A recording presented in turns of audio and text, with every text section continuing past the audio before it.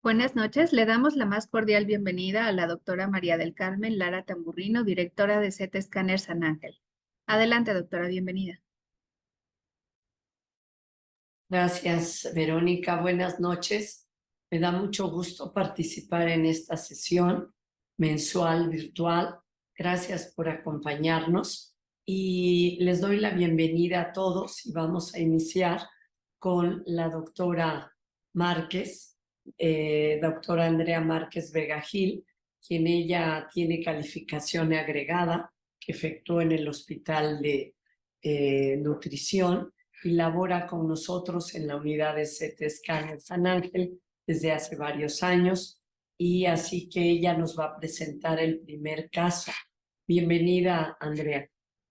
Hola doctora, buenas noches. Muchas gracias. Es un gusto para mí estar nuevamente en la sesión mensual y vamos a iniciar. Se trata de una paciente femenino, tiene 71 años, no tiene antecedentes heredofamiliares de importancia y dentro de los personales patológicos tuvo una biopsia excisional en el lado derecho con diagnóstico benigno, también una mamaplastia de reducción y tiene melanoma o tuvo melanoma en el ojo izquierdo ya tratado y también padece de hipertensión arterial de 14 años de evolución en tratamiento. Tuvo 3 embarazos con 3 partos y en esta ocasión acude con nosotros por secreción espontánea a través del pezón derecho de color café. Vamos a ver las primeras imágenes de la paciente. Estas son proyecciones craneocaudales de ambas mamas, en donde podemos observar los cambios de la mamaplastía anterior, con situación anatómica de los pezones, calcificaciones de necrosis grasa, algunas áreas de distorsión en la arquitectura que se presentan en los dos lados. Y en el lado derecho también observamos grapas metálicas que son secundarias a la biopsia excisional que ella nos refiere, así como esta imagen de mayor densidad tubular que se dirige hacia el pezón. Tomamos las proyecciones mediolaterales oblicuas, en donde corroboramos los mismos hallazgos que les acabo de comentar, los cambios de la mamaplastía y esta imagen tubular de mayor densidad, que también observamos tiene algunas calcificaciones brillantes en el interior. Tomamos proyecciones laterales de ambas mamas, donde corroboramos los hallazgos e hicimos una búsqueda intencionada mediante ultrasonido. Y esta es la imagen que obtuvimos. Se observa un conducto en la región retroareolar con ectasia y podemos ver imágenes puntiformes ecogénicas en el interior que pudieran representar los calcios visibles mediante mastografía, y a su vez esta otra imagen que se encuentra en el interior del conducto lo ocupa casi en su totalidad en una imagen longitudinal. En una imagen transversal podemos observar cómo parte del conducto todavía está libre, sin embargo, vemos cómo están ocupados por esta imagen de ecogenicidad similar al tejido graso, sin vascularidad a la aplicación del sistema Doppler. También observamos pequeños quistes de tipo complicado en esa misma mama, y en la mama izquierda también un quistecito complicado, y la región retroareolar izquierda tenía un calibre de 2.9 milímetros, que todavía se considera normal. Estos estudios fueron concluidos como ectasia derecha con detritus celulares en el interior y a descartar papilomas dado el antecedente de secreción espontánea. Se recomendó una resonancia magnética contrastada, así como estudio citológico de la secreción, y el diagnóstico fue de un BIRAT 0, estudio incompleto. La paciente acudió con nosotros a la resonancia y estas son reconstrucciones axiales en fase simple, T1 y T2, en donde podemos observar en la mama derecha la presencia de ectasia, que se ve muy similar a las imágenes de mastografía y ultrasonido, que son hipointensas en T1 e hiperintensas en T2. Esto se debe a que hay material proteináceo y observamos cómo hacia la parte más lateral se identifica un defecto de llenado heterogéneo. Ponemos medio de contraste y en el interior del conducto se observa un nódulo con reforzamiento al contraste en una reconstrucción sagital, mide 1.7 centímetros. Se encuentra perfectamente bien delimitado, sus bordes con un realce heterogéneo y de localización intraductal. Y en la resonancia, como hallazgo adicional, también se encontró un nódulo en el lado izquierdo, también intraductal, que con medio de contraste también presentaba realce, y en la reconstrucción sagital podemos corroborar muy bien su localización intraductal. Este estudio se concluyó como ectasia ductal bilateral con lesiones hipointensas en T2, la derecha de 1.7 centímetros y la izquierda de menor tamaño, ambas con reforzamiento posterior a la administración de gadolinio, sugestivos de papilomas. Y se sugirió un BIRATS 4 para una biopsia guiada por ultrasonido con aguja de corte y aspirado o bien excisional. Esta paciente prefirió realizar biopsia excisional y estas son las imágenes iniciales de la biopsia. Observamos la región retroareolar con la ectasia. Aquí se observan muy bien los conductos dilatados y en el interior el nódulo que habíamos valorado por los distintos métodos de imagen que no muestra vascularidad a la aplicación del sistema Doppler. Y vamos a ver, introducimos la aguja de corte y aspirado, que es distinta a la de corte, en donde nos colocamos por debajo del nódulo. Este es el nódulo que estoy delimitando con el mouse, y esta es la aguja. Estas dos imágenes lineales de mayor ecogenicidad que se encuentran por debajo del nódulo representan la abertura de la aguja. En este momento empezamos a accionar la aguja y esta empieza a hacer succión de tal forma que el nódulo cae en la abertura y este empieza a cortar los distintos fragmentos, y lo que nosotros debemos observar en este tipo de biopsias es la disminución del tamaño de la lesión. Poco a poco vamos viendo cómo esta va desapareciendo debido a que todos los fragmentos se están recolectando. Y al final únicamente vemos un poquito de sangrado, un poquito de hematoma, pero toda la lesión fue recolectada. Y voy a dar palabra a la doctora Alvarado para que nos pueda ayudar con el diagnóstico de patología.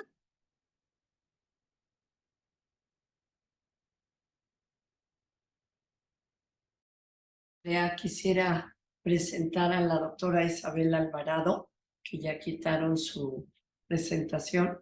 Ella es médico patólogo que trabaja en el Hospital Star Médica del centro Itlanepantla y también es profesora investigadora de la unidad experimental del laboratorio de la UNAM. Ella es secretaria de la Sociedad Latinoamericana de Patología y sobre todo es nuestra patóloga que todos los días estamos trabajando con ella mano a mano. Muchas gracias, Isabel, por aceptar acompañarnos. Buenas noches a todos. Muchas gracias a la doctora Lara por la invitación a estos ya clásicos y muy famosos seminarios. Bueno, lo que nosotros observamos en los diferentes cilindros fue, y que está muy en relación con lo que ya la doctora Márquez describió. En uno de los cilindros observamos una lesión, que es esta, que tiene un aspecto fibroepitelial. Cuando nosotros describimos esto, es que tenemos conductos redondeados o ligeramente alargados que no tienen proliferación intraluminal de células y que están en íntimo contacto con un estroma que tampoco está proliferante. Entonces, de los primeros cilindros mostraron un fibroadenoma. Pasando a otros, perdón, déjenme ver, es que... Listo. Pasando a otros cilindros, empezamos a ver unas zonas como de esclerosis. Aquí tenemos la formación de un nódulo que está en relación con epitelio, conductos, que no llega a formar un fibroadenoma, entonces nosotros podemos hablar de hiperplasia fibroadenomatoide. En este mismo caso, antes de llegar a la otra lesión que también ya la doctora Márquez muy bien describió, tenemos en topografía de los lóbulos una proliferación de acinos, que son áreas muy, muy focales de adenosis. Y ya cercano a la zona que voy a mostrar de esta lesión, que consiste en un papiloma, encontramos que parcialmente el tejido tenía esta esclerosis, y la esclerosis atrapa estas especie de túbulos. Entonces, cuando ya se tiene cierta experiencia con este tipo de lesiones, ya sabemos que esta zona, que puede en un momento dado confundir con incluso una enfermedad proliferativa invasiva, en realidad corresponde a las proyecciones que ahorita voy a mostrar del papiloma, que están atrapadas con la esclerosis. Por eso en esta lesión, además del fibroadenoma, tenía estas zonas con las que el papiloma se ha descrito pueden complicarse. Otras áreas de los cilindros enviados es esta zona de esclerosis, también con ectasia de los conductos. ¿Por qué? Porque estamos hablando de una lesión que se encuentra en relación a los conductos mayores. Y posteriormente tenemos estas zonas de esclerosis, que podemos ver con la citocreatina 5-6, que son benignas porque es positiva. Y también encontramos que la lesión principal en este caso se trató de un papiloma, es decir, el fibroadenoma y esta lesión que estamos viendo. Un papiloma se caracteriza por tallos fibrovasculares que están revestidos por un epitelio similar a lo de los conductos de la mama. Aquí lo podemos ver, que es epitelio mucoproductor que descansa en células mioepiteliales y en membrana basal, y tiene un tallo fibrovascular que puede atrapar túbulos benignos, como fue el caso que ahora se presenta. Entonces, es muy bonito cuando generalmente, y no porque aquí estemos, pero pasa con los casos de este CT scanner y el equipo de la doctora Lara, generalmente hay muy buena correlación, y si no, pues tenemos una buena comunicación para ver qué es lo que ha pasado. Pero este caso está calcado, tal como lo mencionaba la doctora Márquez, es decir, desde que empezamos con el fibroadenoma, hiperplasia fibroadenomatoide, un foquito de adenosis, otra zona de esclerosis que atrapa túbulos, que aquí le hice pues para ilustrar citocreatina 5-6, que significa que es benigno, y bueno, ya la lesión en sí, que fue el papiloma, que completamente benigno, con una relación entre la proliferación epitelial y el estroma equilibrado. Y finalmente, nada más para ilustrar, hay casos, este no es el caso que estamos presentando, pero hay casos extremos en donde los conductos se llenan de lesión papilar exuberante, como esto que alguna vez tuvimos, que se tuvo que hacer una mastectomía total, porque todos y cada uno de los conductos tenían una lesión de tipo papiloma. Y bueno, eso es lo que observamos por parte de patología. Muchas gracias por su atención. Gracias. La doctora Nadia Millán nos va a ayudar a seleccionar las preguntas que ustedes, público, hagan.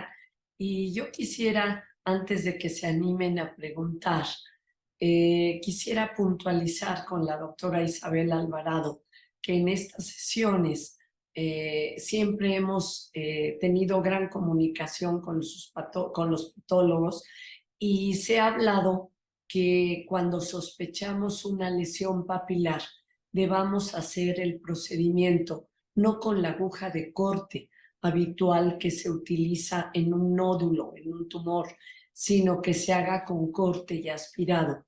Yo sé que ustedes tienen dificultad para diferenciar una lesión papilar buena de una mala, y quisiera, si tú también compartes esta opinión, Isabel, en que deba de hacerse ante la sospecha de una lesión papilar con corte y aspirado para que el muestreo sea mucho más generoso y no tengamos una duda diagnóstica. Sí, es completamente correcto. Por fortuna, este caso fue una lesión de las que más o menos no nos da tanta dificultad diagnóstica, un papiloma. Pero dentro del espectro de las lesiones papilares tenemos varias lesiones que están en relación con la proliferación de las células epiteliales.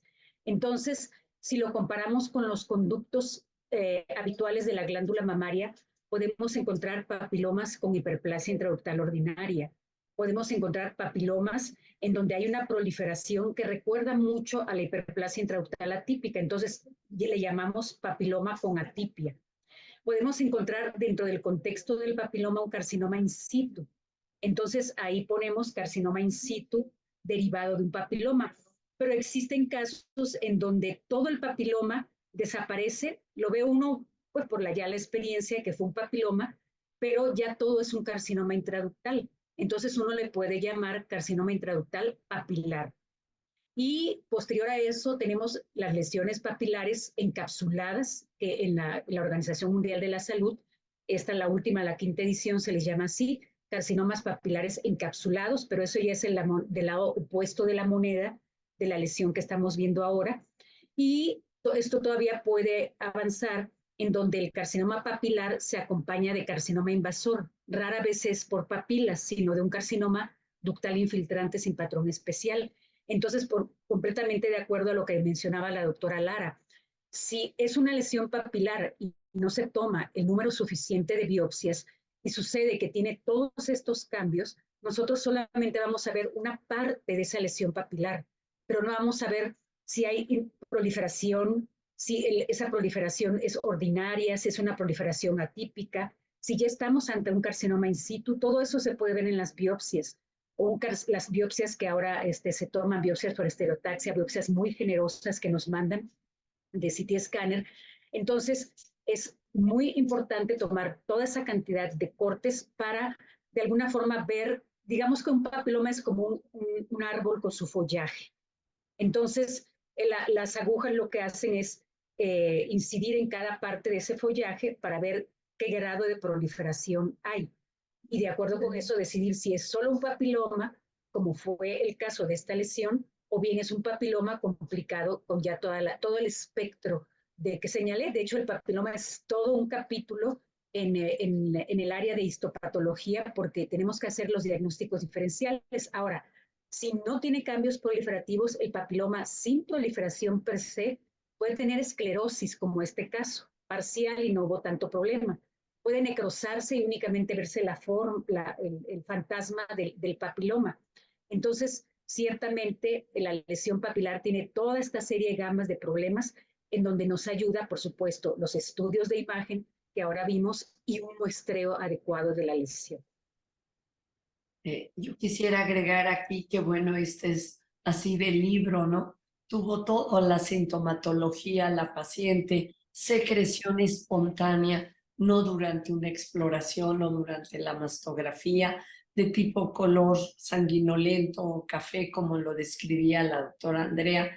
Y bueno, como ustedes saben, llevo muchos años en esto y me tocó la etapa de hacer las ductografías o galactografías que ya no hacemos en la actualidad prácticamente. Y la condición era esta, que fuera espontánea la secreción para saber cuál conducto es el que íbamos a canalizar. Y se canalizaba el que tenía la sangre o tenía la secreción.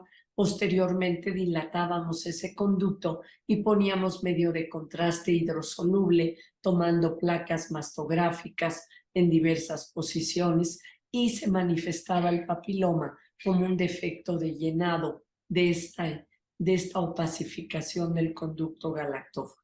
Eran estudios bonitos, difíciles en cuanto a de relojería, muy minuciosos, pero eran estudios bonitos de galacto o ductografía. No sé, las preguntas, Nadia, si ya las tengas para hacerlas. Todavía no se animan nuestros participantes, doctora, pero si gusta podemos continuar con la revisión y damos unos minutos más por si hay alguna pregunta.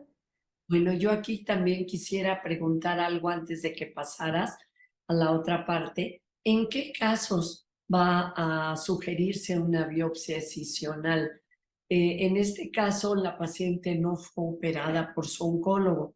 La paciente se hizo el diagnóstico, se trajo todo el papiloma en el procedimiento de biopsia, se hizo un diagnóstico de un papiloma benigno. Entiendo que aquí solamente va a ser vigilancia.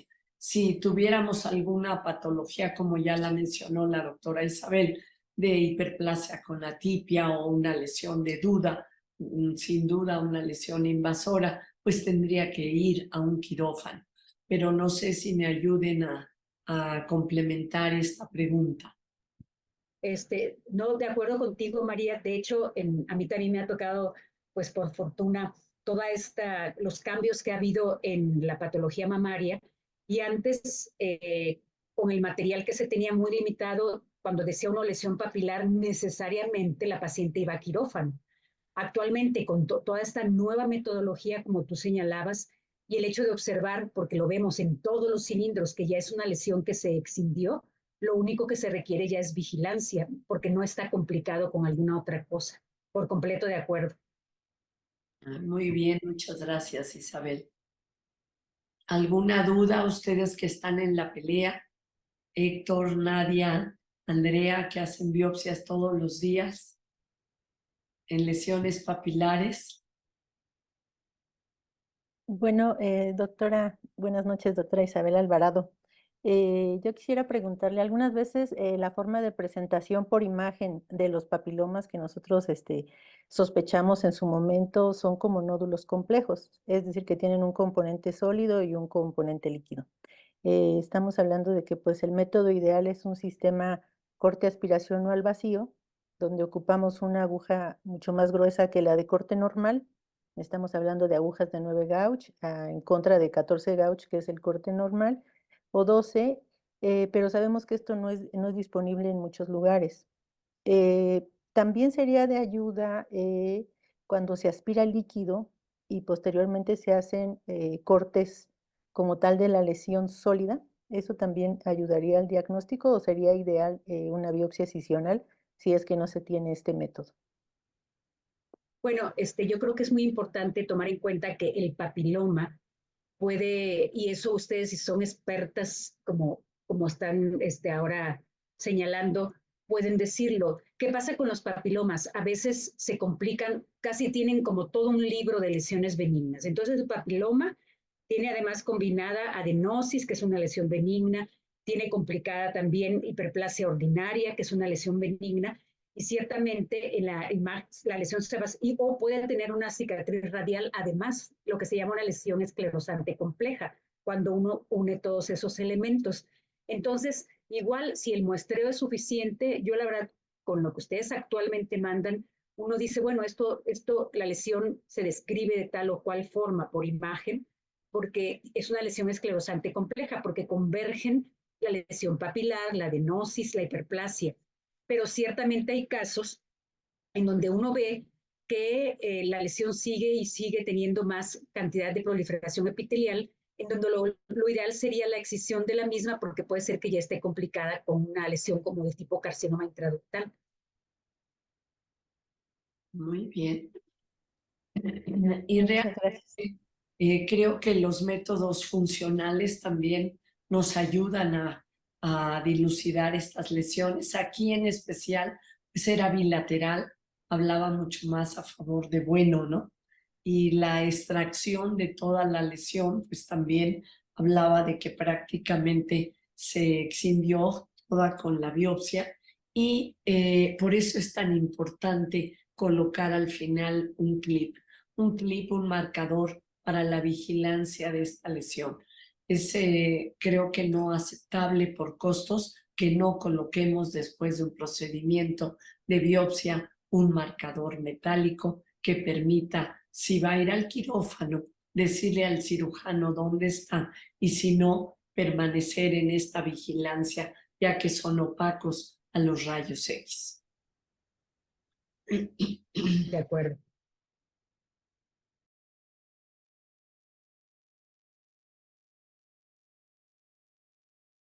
Bueno, si no hay más preguntas, le cederíamos la palabra a la doctora Márquez para que hagan la revisión de papilomas.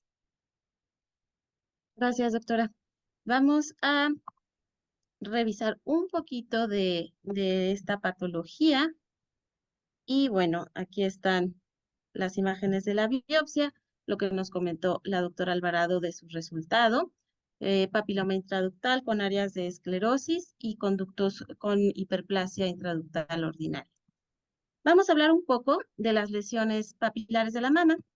Y bueno, recordando un poquito la anatomía de la glándula mamaria, cada mama tiene de 15 a 20 lóbulos y cada uno de los lóbulos va a tener el seno galactóforo, el conducto galactóforo, el conducto segmentario, el conducto terminal y el conductillo en el acino. Visto cada conducto en un corte transversal, la anatomía pues está compuesto de células cuboides que son epiteliales, la lámina, bueno, la membrana fibroepitelial y también la membrana basal. Y bueno, las lesiones papilares, como lo comentó la doctora Alvarado, es un grupo heterogéneo de lesiones mamarias que son de difícil diagnóstico y también para decidir si son benignas o malignas, que tienen características morfológicas variadas con implicaciones pronósticas de acuerdo a cada una de ellas. Y bueno, es importante tener un diagnóstico preciso para que podamos dar un tratamiento adecuado a cada una de nuestras pacientes. Normalmente, así es como debemos de ver los conductos, o sea, prácticamente no los debemos de ver. Estas son proyecciones cráneo-caudales de ambas mamas, en donde hacia las regiones retroareolares no observamos imágenes de mayor densidad. Y en el lado izquierdo apenas logramos ver unas pequeñas líneas de mayor densidad que se dirigen hacia el pezón, que son conductos de características normales, son menores a 3 milímetros. Y en las proyecciones mediolaterales oblicuas, justo así es como debemos de observar la región retroareolar, que no haya ninguna imagen tubular retroareolar de ninguno de los dos lados. Eso es lo normal. Cuando hay ectasia, lo que sucede es que los conductos se dilatan y cuando empezamos a ver que hay mayor a 3 milímetros en un conducto en la región ampular o mayor a 2 en los conductos distales, perdón, ya empezamos a hablar de ectasia. Hay una inflamación periductal, el conducto se distiende y tiende a acumular detritus celulares. La paciente puede llegar con nosotros como sintomatología de un nódulo palpable en la región retroareolar. La ectasia ductal es la etiología más frecuente de la secreción espontánea sanguinolenta. La ectasia ductal la podríamos llegar a ver así, como en nuestra paciente, como imágenes de mayor densidad con dirección hacia el pezón en ambos lados o unilateral. Esta paciente presentaba de los dos lados y lo tenemos que buscar por ultrasonido para ver si es que hay alguna lesión sólida en el interior de los conductos, que en este caso no lo vemos. Se ven muy bien los conductos dilatados en el lado derecho con calibre de hasta 5.5 milímetros, al igual que en el izquierdo, pero se ven libres, no se observan nódulos internos. Ahora, hablando de los papilomas, es la neoplasia ductal benigna de células mioepiteliales y epiteliales que se sostienen del ducto por un pedículo fibrovascular. Son poco frecuentes, generalmente se presentan en pacientes de 40 a 50 años que están alrededor de la menopausia. Pueden ser centrales o periféricos y pueden ser únicos o múltiples. Los centrales los vamos a ver como nódulos retroareolares o subareolares de baja densidad con calcificaciones asociadas que pueden llegar a ser amorfas, así como un conducto dilatado. La mastografía no tiene una sensibilidad adecuada para valorar los papilomas, sobre todo en pacientes que tengan tejido heterogéneamente denso o extremadamente denso. Por eso es que es muy importante correlacionar con ultrasonido, que actualmente es el método de elección.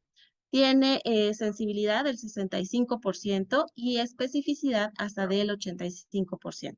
La mayoría de los papilomas solitarios son menores a 5 milímetros y por galactografía los vamos a observar como defectos de llenado con una obstrucción parcial o total posterior a este defecto.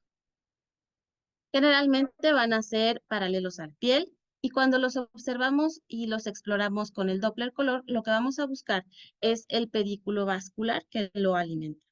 También se podría llegar a ver como nódulos intraductales con o sin dilatación, nódulos intraquísticos o nódulos que colapsan y ocupan la totalidad de un conducto que pueden llegar a simular una lesión sólida indistinguible de cualquier otro tipo de cáncer.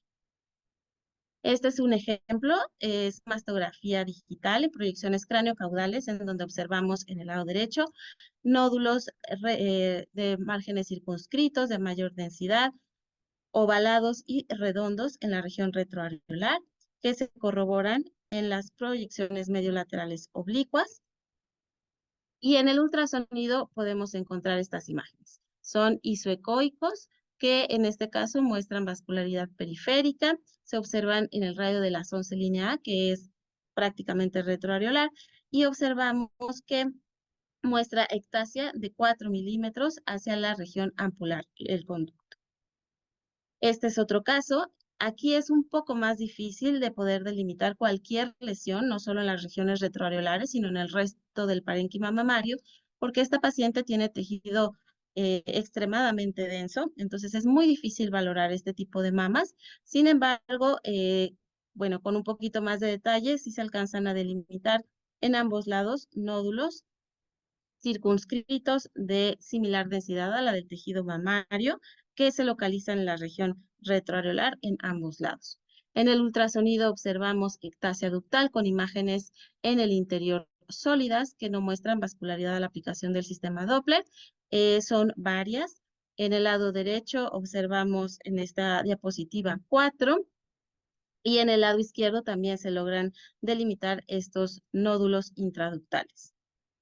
Por resonancia, los papilomas podríamos llegar a verlos únicamente como un conducto hiperintenso, y es hiperintenso en T1 porque tiene contenido proteináceo. Es importante valorar la difusión y se van a ver como nódulos que restringen en la difusión con un ADC bajo. Al valorarlos con medio de contraste, es importante hacer imágenes con sustracción grasa y podemos observarlos como nódulos redondos u ovales y en ocasiones tubulares que muestran reforzamiento heterogéneo o anular posterior a la administración de gadolinio. También se pueden ver como un realce no masa que habitualmente es lineal. Y en cuanto a las curvas, van a ser tipo 2 o tipo 3. Los papilomas periféricos se originan a partir de la unidad lóbulo-ductal terminal y estos generalmente se presentan en pacientes más jóvenes, a diferencia de los papilomas solitarios centrales. Pueden ser indistinguibles del cáncer mamario en estudios de imagen. Generalmente son múltiples y bilaterales. Las pacientes son asintomáticas o se pueden presentar como un nódulo palpable. Es importante mencionar que los papilomas múltiples se han asociado a hiperplasias ductales atípicas hasta en un 80% o con carcinomas ductales in situ o posteriormente pues un carcinoma invasor, que era lo que nos comentaba la doctora Isabel. Este es un ejemplo, es una paciente en donde observamos en imágenes de ultrasonido un nódulo irregular hipoecoico de márgenes no circunscritos sin vascularidad a la aplicación del sistema Doppler que se encuentra a 4 centímetros del pezón. Esto ya no es región retroareolar. Mide 8.2 por 6.6 por 6.7 milímetros. La región retroareolar no mostraba ectasia y los ganglios axilares son de características normales. A esta paciente le hicimos un cono de magnificación con una marca oleosa que se colocó en el momento del ultrasonido y se observa este nódulo bajo en densidad en la mama izquierda, que aquí se representa en la proyección lateral. Se hizo biopsia de este nódulo y el diagnóstico, aquí están las imágenes, con vascularidad periférica, la aplicación del sistema Doppler. Vemos que es muy irregular, los márgenes son no circunscritos. Esta es la imagen de la biopsia donde observamos el trayecto de la aguja y la posterior colocación del clip. Esta paciente fue diagnosticada con un papiloma intraductal sin atipias. Este otro caso es de una paciente que tiene antecedente de importancia de ese mamario derecho y en sus controles se le hizo un PET en donde se observó en la mama izquierda un nódulo que muestra hipermetabolismo con el radiofármaco. Esta es la correlación. Arriba tenemos la proyección cráneo-caudal de mastografía, en donde se observa un nódulo de mayor densidad irregular que correlaciona con el que vemos en el PEM. Esta paciente, el LTB inicial es de 2.9, y en el tardío, que la finalidad del tardío es esperar un poco a imágenes posteriores a las iniciales y habitualmente lo que se ve es que en pacientes que tienen una neoplasia, el LTB tiende a incrementar, a diferencia de lesiones benignas que tiende a disminuir. En este caso, en las imágenes tardías, el LTB subió hasta 3.3 en la medición. También se observó mediante ultrasonido como un nódulo irregular con áreas anecoicas en el interior, como lo estábamos viendo, es un nódulo complejo que tiene vascularidad central y periférica a la administración del sistema Doppler. En nuestro cono con marcas se ve muy bien delimitado y en este caso, esta herramienta que normalmente nosotros utilizamos para poder diferenciar una patología benigna de maligna por el PEM, pues nos dio un falso positivo porque esta paciente también al hacerle la biopsia excisional fue diagnosticada con un papiloma intraductal. Las lesiones papilares malignas pueden ser in situ o invasoras. El in situ es un subtipo del carcinoma ductal in situ. Generalmente se presentan como calcificaciones y son importantes porque tienen un gran involucro del sistema ductal, por lo que tienden a ser multicéntricos. Los invasores son muy raros, son menos del 2% de todos los carcinomas de la mama. Generalmente se presentan en pacientes postmenopáusicas, el 50% son retroareolares y por mastografía los podemos ver de forma redonda, ovalar o irregular y se presentan con calcificaciones hasta en un 44%. Por ultrasonido generalmente son sólidos o también se pueden ver complejos como en el caso que acabamos de presentar. Y bueno, este es un caso de una paciente que en la mastografía observamos microcalcificaciones pleomórficas agrupadas en el cuadrante ínfero interno de la mama derecha. Se hizo biopsia guiada mediante estereotaxia y el diagnóstico fue un carcinoma in situ de tipo papilar. Es importante tener un buen diagnóstico para el tratamiento. Es por eso que se recomienda una biopsia, preferentemente con aguja de corte y aspirado o una biopsia excisional, como lo estuvimos mencionando previamente. Los papilomas con atipia, aquí está, es muy controversial el tratamiento, sin embargo, la mayoría de los autores recomiendan hacer una biopsia excisional o, bueno, la otra parte que es la vigilancia. Y bueno, ya cuando se tiene el diagnóstico de un carcinoma papilar, pues el tratamiento será quirúrgico, así como oncológico. Muchas gracias. Gracias, Andrea, por tu presentación y veamos si hay preguntas, Nadia, para pasar con el doctor Héctor. Sí, doctora, muchas gracias a la doctora Andrea y a la doctora Alvarado por su excelente presentación. Y bueno, solo tenemos una pregunta. Les pregunta en qué caso es útil la galactorresonancia y cuál es su experiencia frente a ella. La verdad que ninguna doctora galactorresonancia nunca hacemos. O hacemos la resonancia o antiguamente hacíamos la galacto. Todavía contamos con el material para hacerlo, pero realmente ya es un estudio poco utilizado.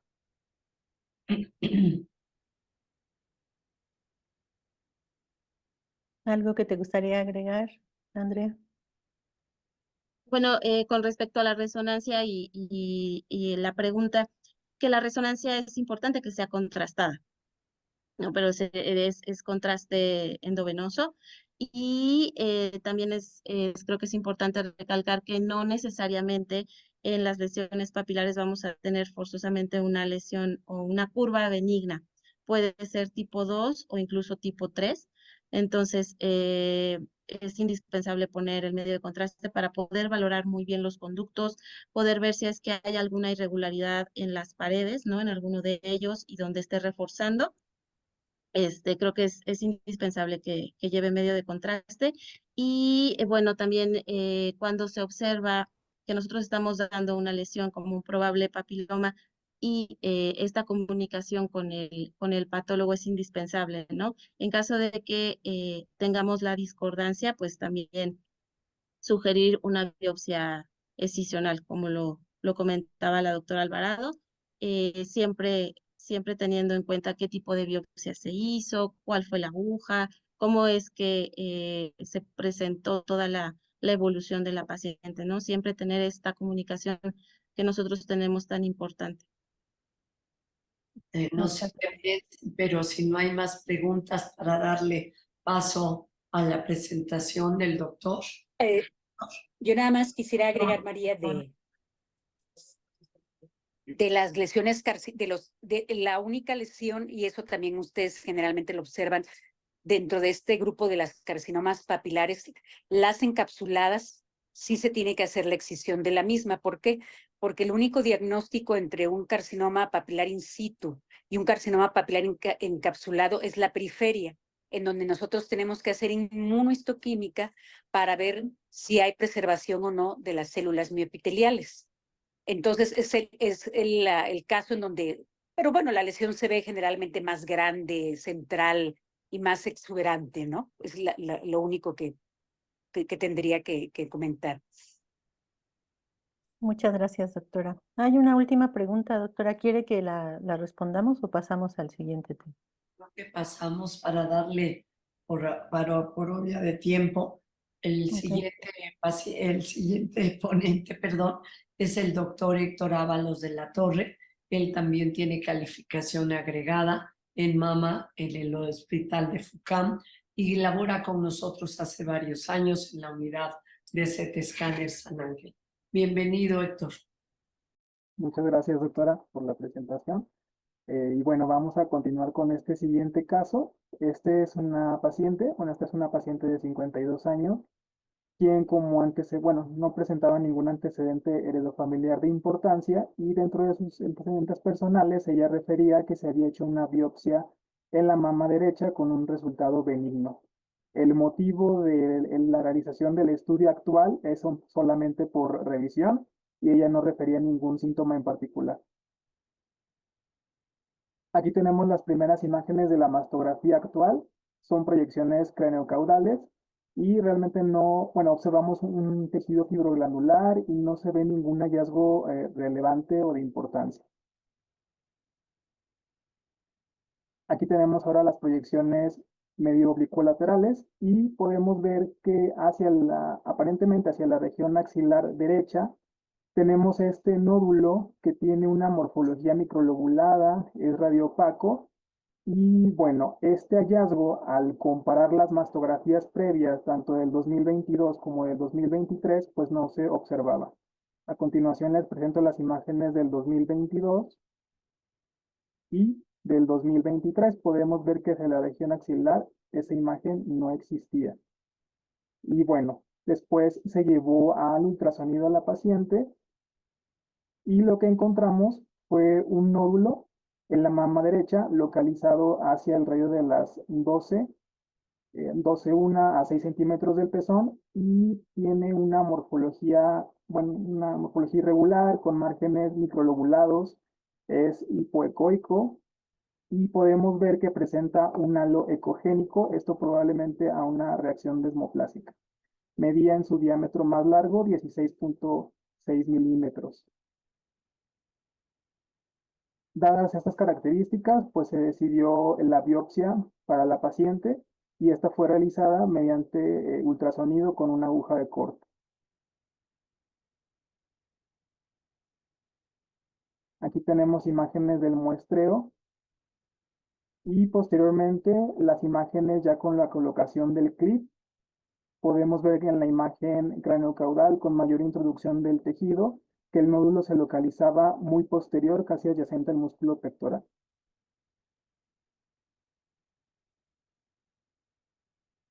Y bueno, el diagnóstico histopatológico nos arrojó como un carcinoma mucinoso puro, grado 1, con un panel de inmunohistoquímica positivo para receptores de estrógeno y progesterona en un 100%, un HER2 negativo y un Ki67 del 1%. Con esto pues nos da el dato de que es un luminal A. A continuación, la revisión que hice en esta ocasión fue el carcinoma mucinoso. Este carcinoma también se le conoce como carcinoma coloide. Es un tipo raro, abarca alrededor del 2 a 4% de todos los tumores malignos de la mama y existen dos subtipos histológicos, el puro y el mixto. Se presenta por lo general en mujeres que cursan la peri o posmenopausia alrededor de los 60 a 75 años. Tiene múltiples factores, son los mismos que para cualquier cáncer de mama, y clínicamente se manifiesta como un nódulo de lento crecimiento que puede ser o no palpable. Es importante mencionar que tanto las características clínicas como por imagen nos puede dar la apariencia de una lesión benigna. Y bueno, dadas sus panel de inmunohistoquímica, generalmente son luminal A, y eso les confiere, bueno, y también al ser de lento crecimiento, un buen pronóstico. Ahondando un poquito más en cuanto a los subtipos histológicos, tenemos que el tipo puro se compone principalmente por mucina, alrededor de un 90%. Hay una producción extracelular de este componente, es de lento crecimiento como les comenté, y se asocia a bajas tasas de metástasis ganglionares y de recurrencia. Por su parte, el mixto tiene un componente mucinoso de alrededor de un 50-90% y también tiene elementos de infiltración ductal epitelial. Por este dato, este tiene un peor pronóstico. En general, los dos tipos de tumores suelen ser receptores para estrógeno y progesterona positivos, y la sobrevida para cada uno de ellos es de 87 a 90% para el puro y de 54 a 66% para el mixto. ¿Qué podemos encontrar por imagen? Bueno, en la mastografía, generalmente los de tipo puro se presentan como masas redondas, ovaladas, circunscritas o microlobuladas, los mixtos como nódulos irregulares de márgenes indistintos espiculados, y su densidad es muy variable. Es muy raro también que presenten calcificaciones, y si llega a ver pueden ser de morfología redonda o puntiforme.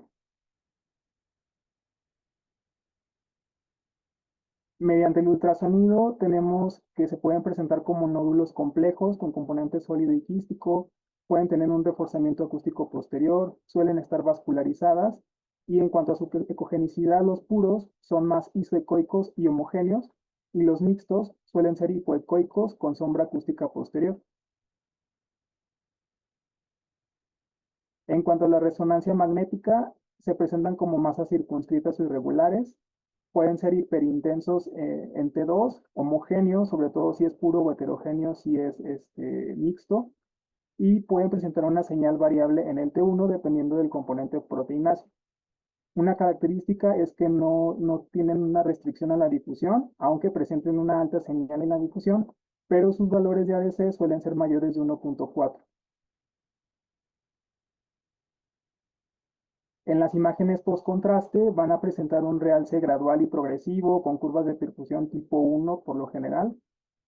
También pueden mostrar un realce en anillo y heterogéneo o conceptos internos. Ahora, en los estudios moleculares, como el PET o el PEM, estos estudios por lo general son menos sensibles, y si llega a haber una captación importante de la lesión, esto nos sugiere que sea una lesión agresiva y de mal pronóstico. También nos ayuda a diferenciar entre subtipos, ya que según la literatura, los carcinomas mucinosos de tipo puro suelen ser menos captantes que los mixtos. Y bueno, a continuación les voy a presentar unos casos que se realizaron en nuestra institución. Este es de una paciente de 46 años, quien bueno, ella venía con un estudio externo manejado como BRAF4.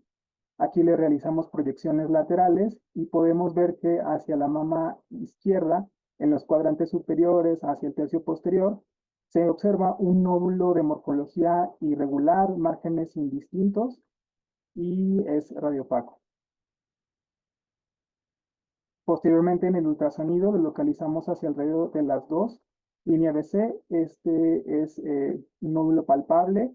Aquí podemos ver que es un nódulo heterogéneo con márgenes microlobulados e indistintos.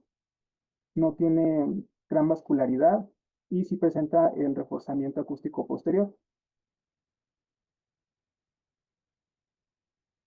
Esta paciente se lleva también a resonancia magnética, y lo que podemos ver en las imágenes axial T1 y T2 es que en el T1 se presenta como un nódulo irregular, microlobulado, con una intensidad de señal baja en T1 y alta en el T2.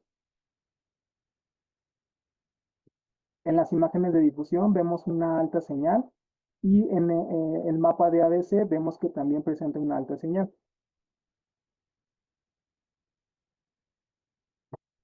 En imágenes de contraste vemos que hay un realce heterogéneo, vemos que hay un componente de realce anular. Igualmente lo corroboramos en las imágenes de sustracción. Este tumor fue un carcinoma mucinoso invasor. Este es otro caso, es una paciente que vino a hacerse estudios rutinarios y podemos ver que en la mama derecha hay una asimetría hacia los cuadrantes supero-externos.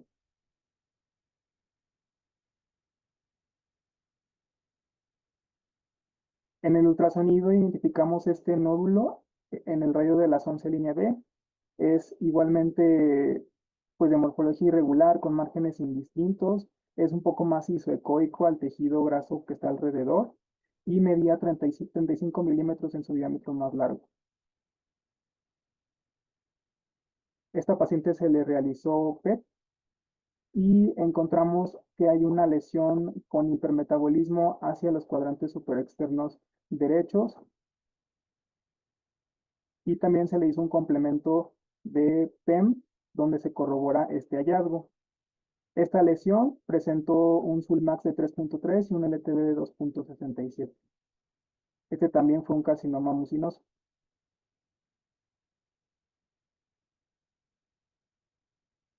Les presento un último caso. Esta es una paciente con un nódulo palpable en el lado izquierdo.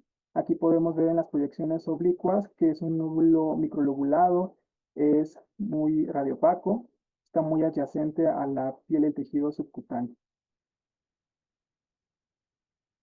En el ultrasonido vemos que hay dos nódulos en el radio de las 12. El mayor es heterogéneo, también tiene márgenes microlobulados con un diámetro mayor de 39.7.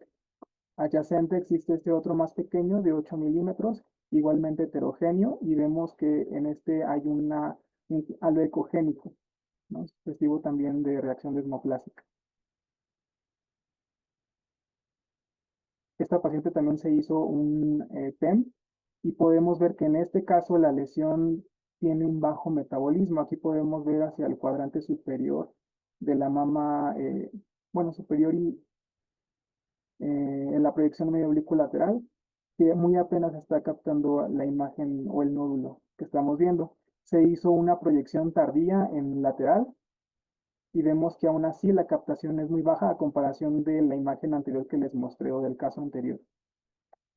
En este caso los valores de Sulmax fue de 1 y el LTV de 3.06. Y este también fue un carcinoma mucinoso pero de tipo puro.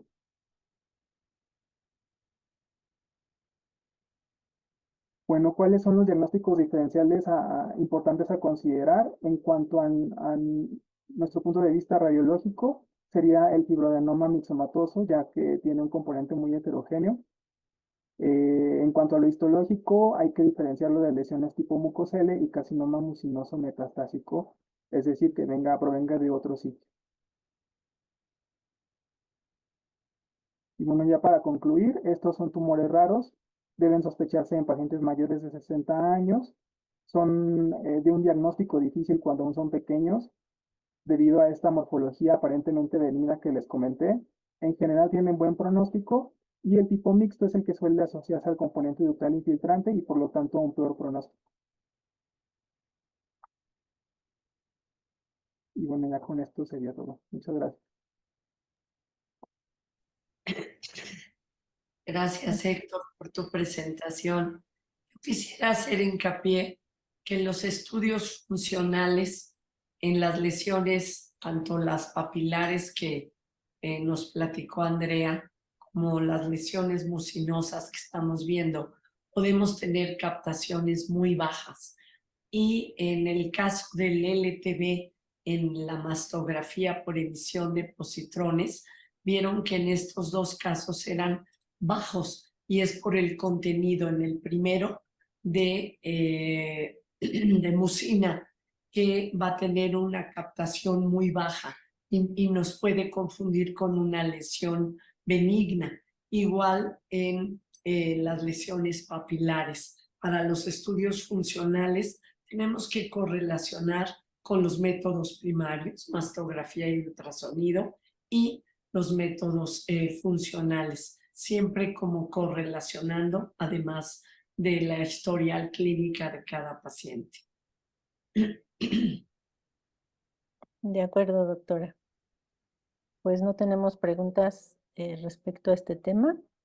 Tenemos 5 minutos. Antes de finalizar, nos gustaría que por favor nos apoyaran a contestar la encuesta de satisfacción, que en breve aparecerá en sus pantallas. Pues muchas gracias por los casos que presentaron, la verdad son muy bonitos. El cáncer mucinoso pues no es frecuente, como lo mencionó el doctor Ábalos, y nos presentó varios que hemos tenido en nuestro centro, y bueno, eso es la verdad de mucha ayuda, ¿no? Para el conocimiento de esta patología, que también, como mencionó la doctora Lara, pues son de las entidades que nos pueden confundir o orientar hacia una lesión benigna. Muchas veces a quistes complicados. Yo nada más quisiera insistir en la resolución del PET, que son de tumores mucho más de mayor tamaño, y la bondad de la mastografía por emisión de positrones, donde los detectores están arriba y abajo de la mama, por lo cual su resolución es de 1.5 centímetros. Entonces, cuando tenemos un cáncer evidente y quieren etapificar a distancia, pues es el PET. Pero si queremos etapificar locorregionalmente, unan estas dos modalidades porque es con la misma dosis de radiación del radiotrazador. Entonces, aprovechemos estas tecnologías que nos permiten encontrar lesiones muy chiquitas, o bien cuando hay tumores de endocrinos, endometrio, tiroides, colon, y hacemos ambas cosas, encontramos cáncer de mama y no inyectamos otra dosis de radiación. Gracias. Bueno, si no hay más preguntas, Nadia, quiero agradecer a todos los que nos acompañaron y recordarles que la próxima sesión la tenemos también el último martes de junio, que va a ser el 25, y por vía virtual le tocará al Centro CT México, no, perdón, CT Lomas, y seguramente también nos van a ilustrar casos muy bellos. Así que muchísimas gracias por su atención y le damos especial las gracias a la doctora Isabel Alvarado. Gracias a ustedes. Nos realza nuestra sesión. Ojalá nos acompañes más seguido. Gracias. Claro que sí. Muchas gracias a todos ustedes. Gracias, buenas noches. Buenas noches. Buenas noches. Buenas noches.